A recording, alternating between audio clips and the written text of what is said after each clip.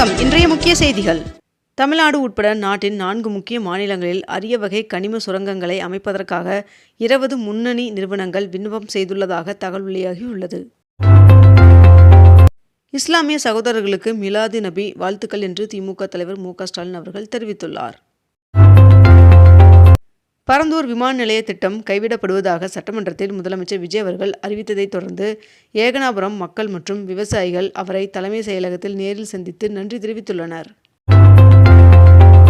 ஆவணி அவிட்டம் மற்றும் பௌர்ணமியை முன்னிட்டு வருகின்ற ஆகஸ்ட் 27ஆம் தேதியன்று பத்திரப்பதிவிற்கு கூடுதல் டோக்கன்கள் வழங்கப்படும் என்று பத்திரப்பதிவுத்துறை அறிவித்துள்ளது.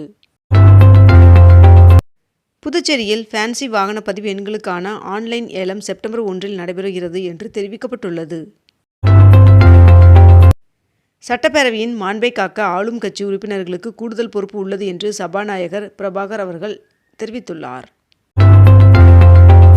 விருதுநகர், அருப்புக்கோட்டை, சாத்தூர், திருச்சுழி அரசு தொழிற்பயிற்சி நிலையங்களில் 2026ஆம் ஆண்டிற்கான மாணவர் சேர்க்கை ஆகஸ்ட் 31ஆம் தேதி வரை நீட்டிக்கப்பட்டுள்ளது. திருத்தணி முருகன் சுவாமி கோவிலில் ஜூன் 30ஆம் தேதியுடன் குத்தகை உரிமம் முடிந்த நிலையில் திருக்கோவிலில் சார்பில் நேரடி பிரசாதம் விற்பனை நேற்று முதல் தொடங்கியது. நீர்பிடிப்பு பகுதியில் பெய்து வரும் மழையின் காரணமாக புழல் ஏரிக்கு நீர்வரத்து சற்று அதிகரித்துள்ளது. சைபர் மோசடி நிதி இழப்பில் தமிழகம் 4வது இடத்தில் உள்ளதாக தகவல் வெளியாகியுள்ளது. மூலப்பொருட்களின் விலை உயர்வால் கடலை மிட்டாய் கிலோவிற்கு 25% விலை உயர்த்தப்படுவதாக உற்பத்தியாளர்கள் அறிவித்துள்ளனர். சர்க்கரை இறக்குமதி நடவடிக்கையின் காரணமாக சர்க்கரையின் ஆலை விலை சுமார் 18% குறைந்து 1 கிலோ 55 குறைந்துள்ளது என்று உணவுத்துறை செயலாளர் சஞ்சீவ் சோப்ரா அவர்கள் தகவல் தெரிவித்துள்ளார். ஓணம் பண்டிகையை முன்னிட்டு இன்று தெற்கு ரயில்வேயின் சென்னை கோட்டத்தில் உள்ள கணினிமயமாக்கப்பட்ட பயணிகள் பயணச்சீட்டு முன்பதிவு மையங்கள் ஞாயிற்றுக்கிழமை பணி நேர முறைப்படி பின்பற்றி செயல்படும் என்று அறிவிக்கப்பட்டுள்ளது. இஸ்லாமிய சகோதரர்களுக்கு மிலாது நபி வாழ்த்துக்கள் என்று திமுக தலைவர் மு க ஸ்டாலின் அவர்கள் தெரிவித்துள்ளார்.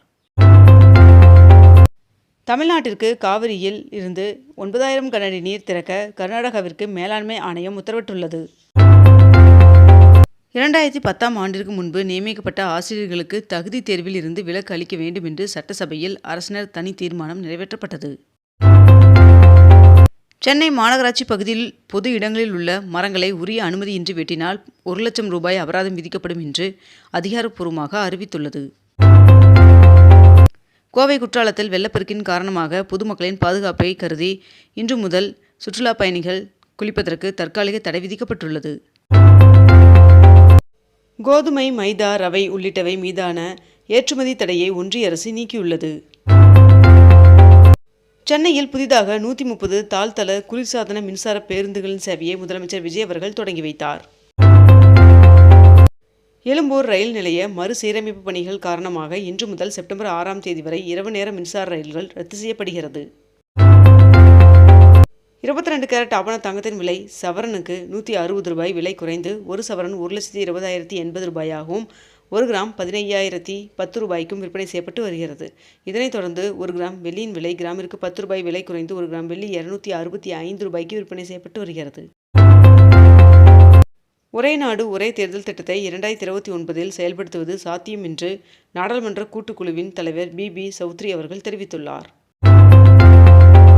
அன்னபூர்ணி சூப்பர் 6 திட்டத்தின் கீழ் முதற்கட்டமாக ஆண்டிற்கு 3 சிலிண்டர்கள் வழங்கப்படும் என்று முதலமைச்சர் விஜய் அவர்கள் அறிவித்துள்ளார். மேலும் இத்திட்டமானது வருகின்ற பொங்கல் பண்டிகை முதல் செயல்பாட்டிற்கு வரும் என்றும் தெரிவிக்கப்பட்டுள்ளது. இதனையடுத்து மகளிருக்கான வெற்றி பயணம் திட்டத்தின் கீழ் அனைத்து பேருந்துகளிலும் மகளிருக்கு கட்டணமில்லா பயணம் விரிவுபடுத்தப்படும் என்றும் முதலமைச்சர் விஜய் அவர்கள் அறிவித்துள்ளார். மேலும் இத்திட்டம் அக்டோபர் 2ஆம் தேதி முதல் பயன்பாட்டிற்கு வர உள்ளதாகவும் தெரிவிக்கப்பட்டுள்ளது. புதுச்சேரியில் சுமார் 1000 புதிய அரசு பணியிடங்கள் விரைவில் எழுத்துத் தேர்வு மூலம் நிரப்பப்படும் என்று துணைநிலை ஆளுநர் தெரிவித்துள்ளார். டெல்லியில் நடைபெற்ற காவிரி நீர் ஒழுங்காற்று குழு கூட்டத்தில் தமிழகத்திற்கு அடுத்த 15 நாட்களுக்கு வினாடிக்கு 9000 கன அடி நீரை திறக்க வேண்டும் என்று பரிந்துரைக்கப்பட்டுள்ளது. தனக்கு எதிரான பொருளாதார போர் தொடர்ந்தால் ஹார்முஸ் ஜலசந்தி வழியாக ஒரு துளி எண்ணெய் கூட ஏற்றுமதி செய்யக்கூடாது என்று அமெரிக்காவிற்கு ஈரான் எச்சரித்துள்ளது.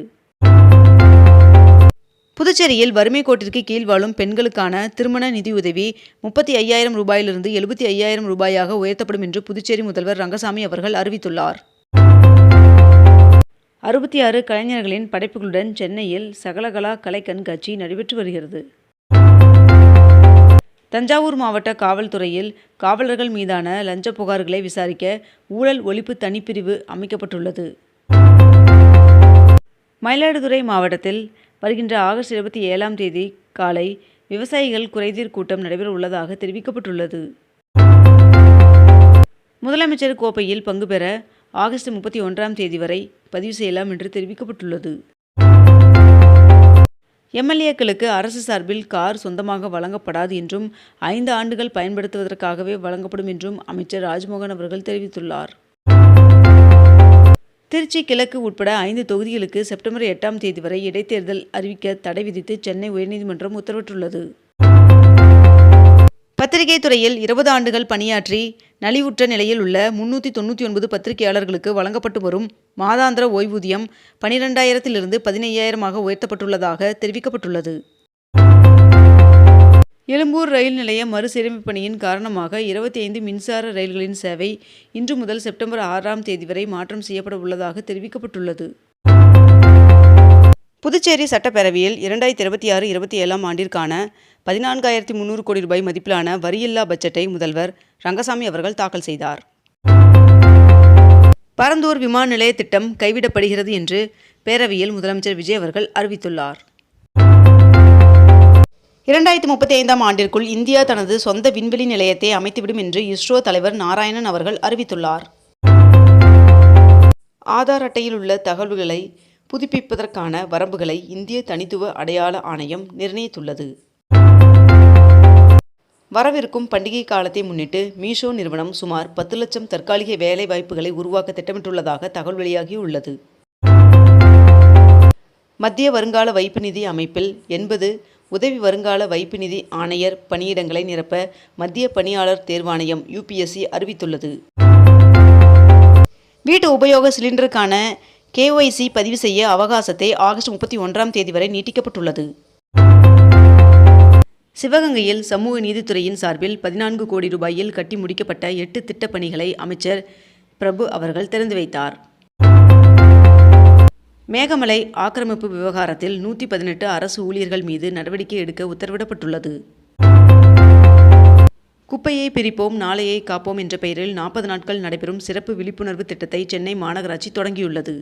இத்துடன் இன்றைய தலைப்புச் செய்திகள் நிறைவடைந்தன. மேலும் இதுபோன்ற அண்மை தகவல்களை உடனுக்குடன் தெரிந்து கொள்ள அக்னிபூ சேனலை சப்ஸ்கிரைப் செய்து கொண்டு தொடர்ந்து இணைந்திருங்கள். நன்றி, வணக்கம்.